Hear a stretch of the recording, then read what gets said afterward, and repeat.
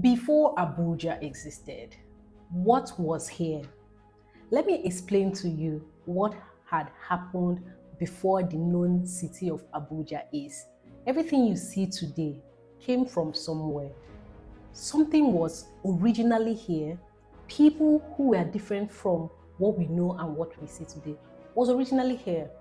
Before Abuja even became Nigerian's capital, the land was home to villages, farmlands, films, indigenous communities that lived here for generations. So how did this region become one of the Africa's most carefully planned capital cities? Let me explain this thing to you using a story. We are going to use 5 stages to explain this. First, let's talk about what was here before this recent Abuja. Long before Abuja existed, the area wasn't just a bare land, remember. People already existed. It was home to several indigenous ethnic groups, especially the Wagi, also known as the Gwari people, who are regarded as the original inhabitants of what we know as the Federal Capital Territory. Other communities in the regions included the Koro, the Bagdi, the Bassa, and the Ebira people, each with their own traditions and settlements. People who were originally here were farmers, hunters, fishermen, and traders. They cultivated crops for their families and just to make an ends meet.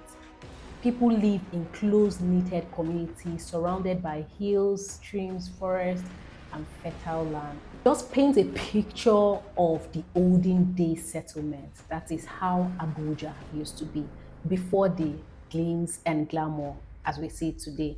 There were no luxury estates, there were no skyscrapers, there were no central business districts, just a peaceful community living on ancestral land. Here's the next part we are going to talk about. Why was a new capital created here in Abuja? Now, here is where the story changes. Before Abuja, Nigeria's capital used to be Lagos. You already know that.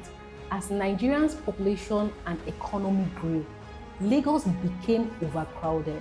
Traffic congestion, limited space for expansion, pressure on the infrastructure, and its location in the far southwest made it increasingly difficult to function as a nation's capital.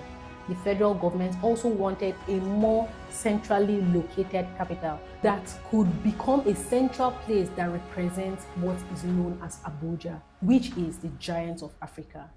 In 1975, the federal military government set up a committee led by Justice Akinola Aguda to recommend whether Nigeria should establish a new federal capital. After studying several options, the committee recommended moving the capital to a central location, the area that could become Abuja. If you look at the map, you notice that is one of the major factors they chose this location. Here is the next phase of what happened. When was Abuja now created? On February 3rd, 1976, under the leadership of General Murtala Mohammed, the federal military government officially created the Federal Capital Territory, FCT, through Decree Number 6 of 1976. This formally established Abuja as Nigeria's future capital.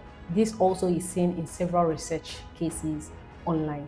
To coordinate this massive project, the government also established the Federal Capital Development Authority, which is currently known as FCDA, with Alhaji Abubakar Koko serving as its first executive secretary and overseeing the implementation of the new capital's development. The next part is, who designed Abuja? Building a capital city from scratch required careful planning.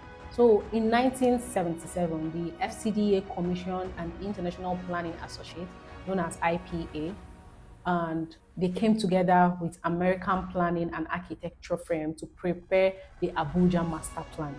Later on, the renowned Japanese architect Kenzo Tange and his team refined the design of the city's monumental core, including what we know today as the Central Business District, the government areas, the green locations, the traffic lights, every single thing.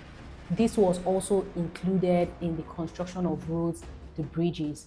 Every district was deliberately planned Talk about the residential areas, the government districts, the commercial centers, the parks, the major highways. Everything was designed before the construction actually started. And that is one advantage that Abuja has. That is why Abuja feels different from many cities that develop organically over time. Why? Because it was planned before it came, before construction started. The next part is what we know as the transformation. Construction started and it gathered pace in the 1980s.